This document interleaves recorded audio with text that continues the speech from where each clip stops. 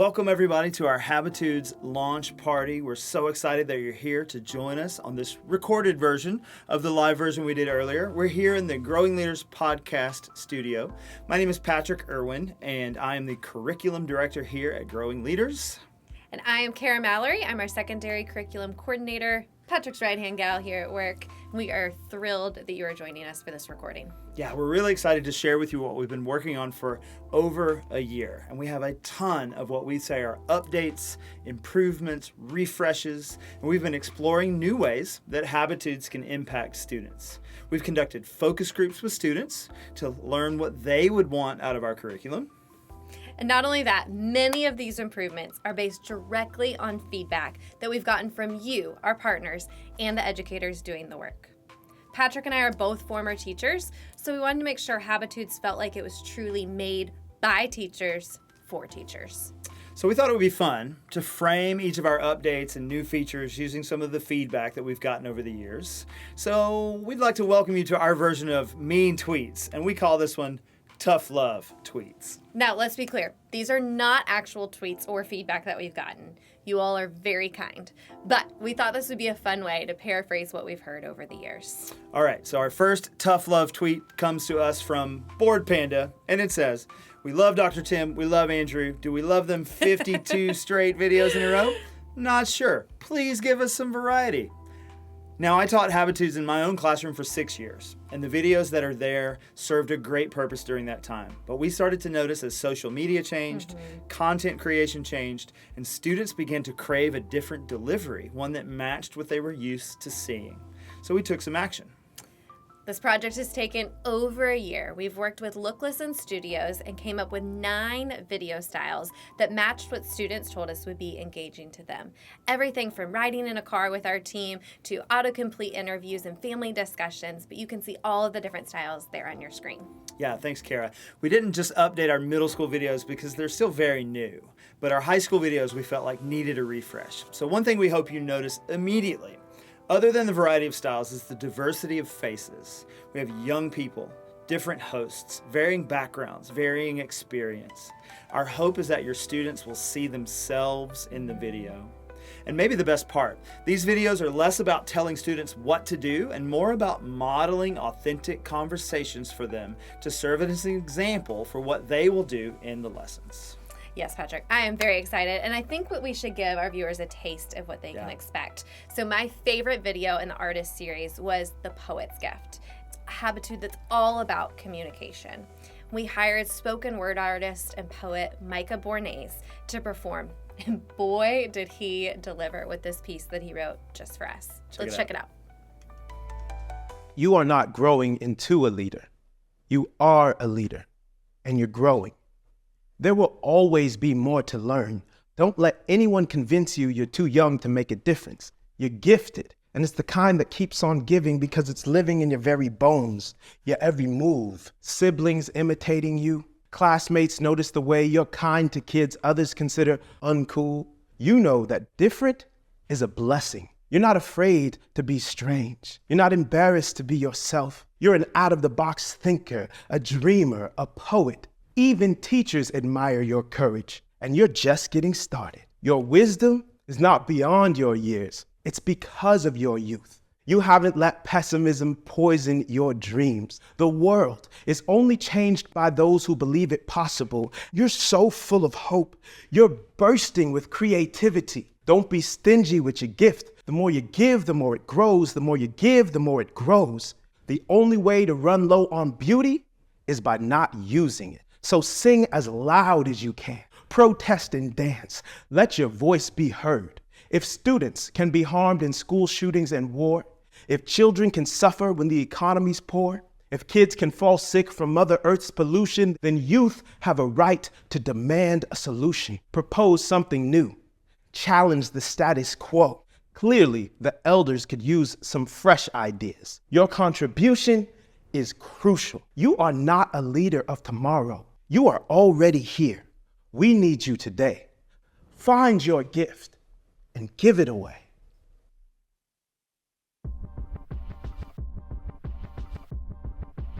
Kara, I love that video. That's good. After that performance piece, our students will see Andrew McPeak interview Micah about the power of poetry, communication, words. It's truly amazing what they're going to learn about communication.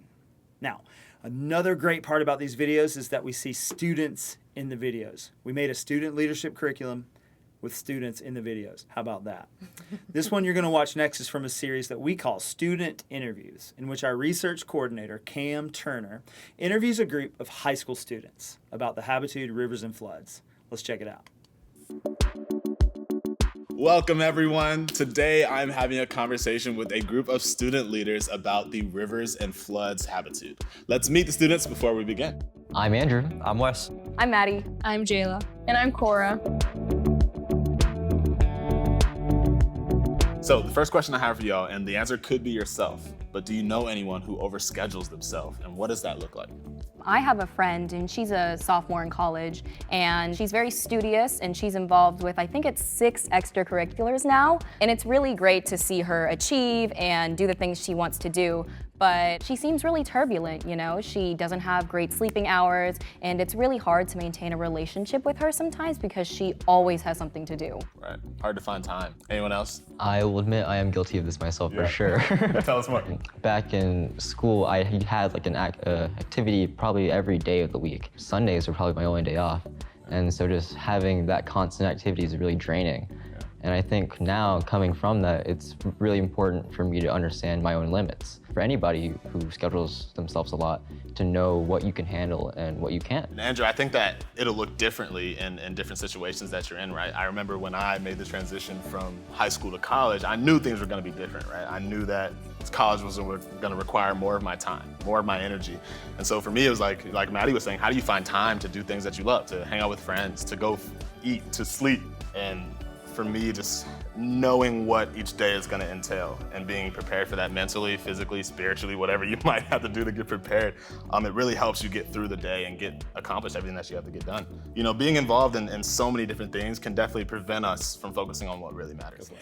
That's so great. We think your students are going to love all of our new videos. I sure love seeing students in them. But we got to go back to, what do teachers want? Let's look at another tough love tweet about it. All right, this one says, I know I can get ready to facilitate a lesson in less than 5 minutes, but sometimes I don't even have 5 minutes. Can you make it even easier? And we hear you. We know kids need soft skills, but in most cases, it will always feel like an extra thing for our teachers. And our goal as former teachers is to make it as easy as possible. So Patrick, what are we up to with this? Well, the first thing that we want to look at is, what have we done with the slide decks, the presentation decks that we use to present the lesson to our teachers? So our goal with this update is for the facilitator to be able to do a lesson with students without ever opening a lesson plan at all. They could just use the slide deck and what's the information in there to facilitate a lesson. So here's some examples of some of the improvements that we've made. The first thing is that every slide deck has a quick set of instructions. Remember what to do with this. Here's the order. Here's some things that you're going to see in there. Now, eventually you're going to skip this slide because you're going to know exactly what you're doing. But for our new teachers, for our freshly minted facilitators, this will be really helpful for them. For all of us, we created this legend. It's going to help us do what's on the slide better. It tells us to read things aloud, have students read things aloud, take notes, write things down, share, take action. So speaking of action, let's look at what these look like in action. When we get to it like a share your thoughts slide, this is a reminder, teacher, read this out loud. Students, share your thoughts. When we get to a summary slide, this says, students, read this out loud. One student, obviously, read this out loud. Everyone else, write down, fill in the blank, take notes, etc.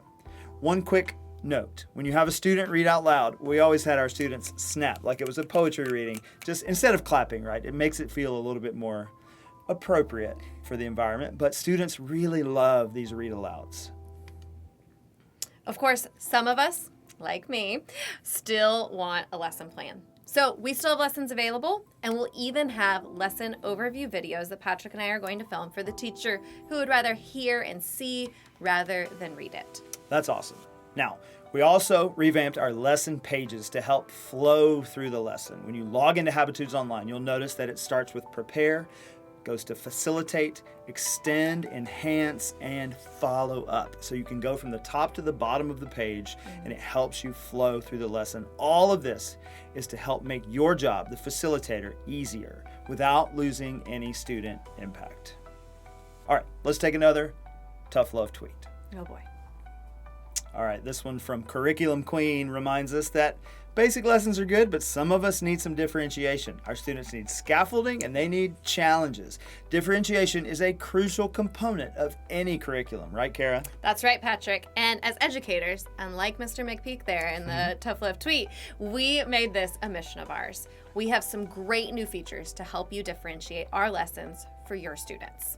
Let's take a look at the first thing. First thing we created is new worksheets for each lesson. These are available both digitally and in print. So let me show you the difference real quick. One version has our traditional fill-in-the-blank style worksheet. Now you'll notice it's refreshed. It looks a little bit different than it did previously, but it still has that same fill-in-the-blank style. The other version is much more plain, allowing for students to write more, to summarize, to paraphrase, jot down their own notes. And we think our language teachers are really going to love these. Also take a note that on one of those worksheets, you see a word bank. Those are for our middle school friends, so they have some extra tools at their disposal as they fill out those worksheets as well.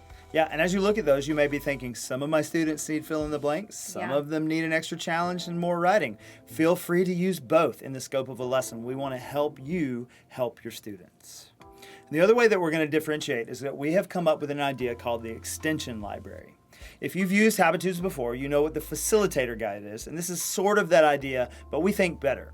The extension library is ways to extend the lesson, bring new and different ideas and challenges, make it more active and engaging for your students. What you're going to see when we launch the extension library is lists of activities and brain breaks, video clips to watch, case studies to read, writing prompts to do, suggested reading bibliography, and even project ideas.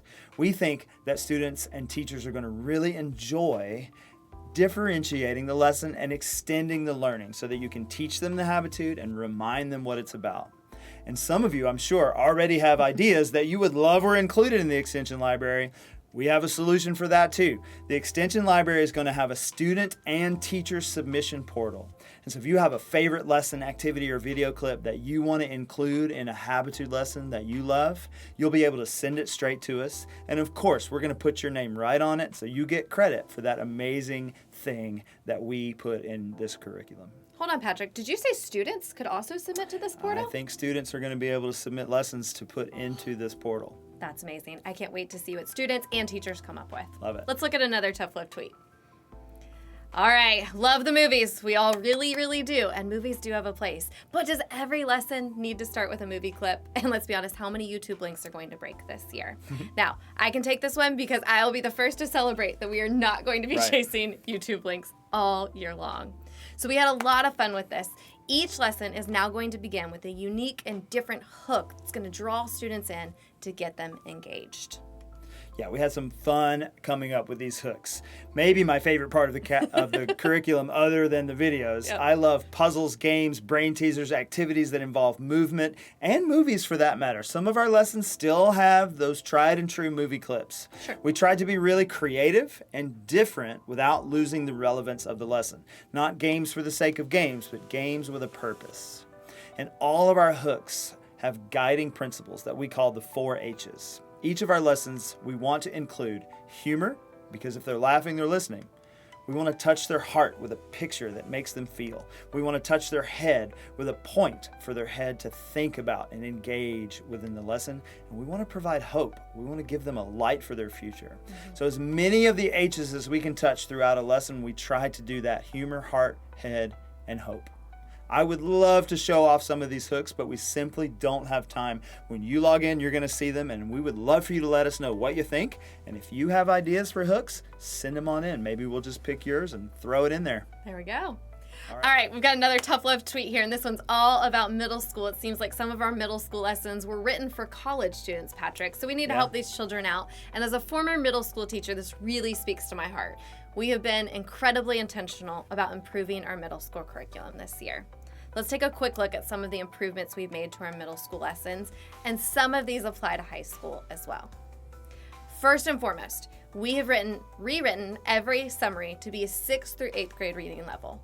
We recognize that many of our summaries were written for high school or even for business in mind, and that just doesn't jive with the brain of a 12-year-old if you know middle schoolers at all. So these summaries still possess the same values and competencies, but they're now written in a language that your students will better understand. And you can see those words in bold just like you saw a moment ago. They still follow along with the fill in the blanks on the worksheets. In addition to updating the summaries, we've also added key vocabulary to the slide decks and to the student worksheets. These used to be buried in our quick start guides, but now they're much more accessible for you. Our summaries and our videos are fantastic, and even our fun hooks. But the students must know the key vocabulary presented within each lesson to best relate to it. Our middle school friends are still building this robust vocabulary, and so we really wanted to hone in on that. This is also helpful for you as the teacher. Within each lesson, you can add these vocabulary words to your word walls within your classroom. You can tie them into your own individual content areas. The more repetition they have with these vocabulary words, the stickier the overall lesson will become. Following every middle and high school video, so this applies for both middle and high school, we've rewritten the discussion prompts to follow a think, pair, share discussion. We had you in mind when we did this, as this is a common practice, as we well know from being in the classroom, that's already being done in classrooms, and so we wanted to meet you right where you are. We rewrote all of these questions to better relate to your students.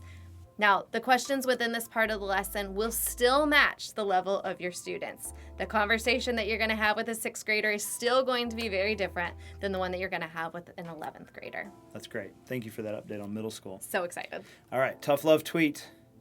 This one's a shout out to my friend Molly Spearman, former state superintendent of South Carolina, current teammate and incredible leader and educator. And she reminds us some of these things need some more help being configurable, flexible, and student-led. And she's right. One of the things I wish Habitudes did when I used them in my classroom was be more intentional about student-led engagement, and we think we have a solution.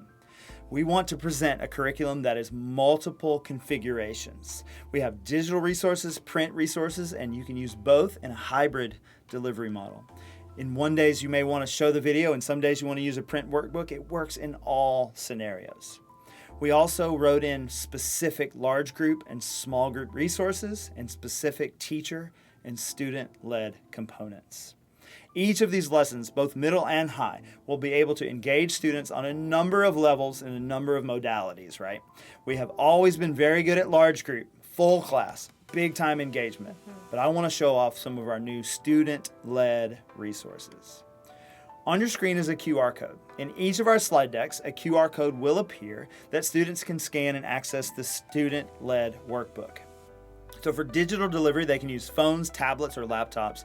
The QR code is in there to make it fast. Scan your phone and start working on the workbook. But if you don't want to use phones in your classroom, we provide a link you can embed in a Google Classroom or other learning management system, or you can share them to engage with them in the classroom or even at home after school where they can read it on their own or with their friends. Of course, maybe you don't want them on devices at all. Maybe they don't want to be on devices at all. We have 2 physical versions of these workbooks that you can use. I wanted to show off what these pages look like. This is a digital version that you can print out, a PDF version that you can print out and hand out.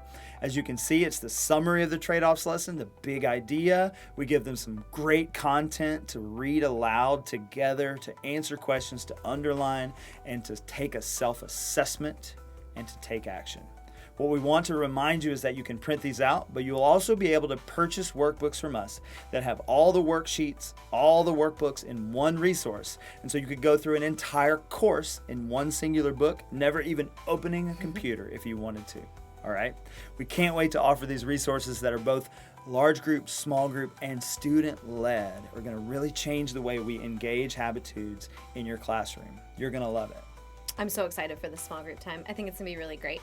Yes. I also think it's time for another Tough Love tweet. So we've heard from everybody from Molly Spearman to Finding Dory today. And Finding Dory says, how can we help our students keep the lessons in their minds for the rest of the week after we help teach them? Please help my little goldfish. We want to help those goldfish, so we believe follow-up is key. We have a phrase we like to use around here. Teach and remind. Don't teach and reteach. So in order to remind them of what they have learned, we have 2 new resources that we have developed to help engage your students after class and their parents once they get home. Now, our student flashcards have been updated to include the lesson video that you're going to show in class. I'm going to show you what that looks like here in just a moment. We've also launched another set of flashcards that I'm very excited about called Habitudes at Home. Remember those really long parent letters that you could download as PDFs, pop them in a newsletter, and e-blast to parents? They were really long. No one was probably reading them, so we've replaced those with a flashcard. Let's take a peek. So if you want to go ahead and get your phone out and scan that QR code, you absolutely can. We'd love for you to do so. And at the end of each lesson, students can scan this QR code too, take it with them, and the student flashcard is going to contain that image, the value and competency, the summary, a quotable quote, and that lesson video that they watched in class. This way, if you run out of time and can't show the video, they can watch it on their own. They can engage with the video outside of your class. Perhaps they'll show their family or their friends. They can revisit it as often as they wish. Our Habitudes at Home flashcard sets will be available via a link that you can still include in that newsletter or e-blast, but are also available to print if parents would like to have a set on their kitchen island or on their dining room table. We will be selling these flashcard sets. So I have found, as a mom of 3, that I am feeding people or I'm in the car a lot. And these types of flashcards that include like the skinny on what I need to know and then some guiding questions to help me win the drive and win the breakfast table are incredibly helpful in beginning conversations with my kids. So we hope this can give parents something quick to look at and help you bridge that gap between home and school. That's right. And the links to all the flashcards, parent resources, and student resources are also included on the lesson page. Everything's in one place for you to be able to share it or embed it in anything that you need to do to make sure it gets in the students' and the parents' hands. We tried to make it as easy as possible. They're all hyperlinked. All right, I see one more tweet here. This one's from our partner success team, reminding us, the content team, to not forget to tell you what your next steps are. They're here to help you. So, what are our next steps? We're going to have open office hours for questions and discussion. If you have questions after watching this video or you want to talk to us about it, we are here for you. We're going to email you lists of office hour dates that you can come engage with our team. We're also going to list dates where we're going to have open training, free open training, where you can log on and engage with one of our partner success team members to help you understand these resources. I think you're going to log in and see them and be like, this is super easy, I got this. But if you need some training or you want to ask some questions, again, we're here for you. You will also have the option to schedule a call to talk to one of us, to ask questions or get some training on the books. We would love to come train your entire staff. Give us a call. We will make a trip out to your school or we'll jump on a Zoom anytime that you are ready for us. And the question remains, new stuff sounds fine, but I really like the old stuff. Do I have to switch? You don't have to switch. This is not a forced change. It's an update.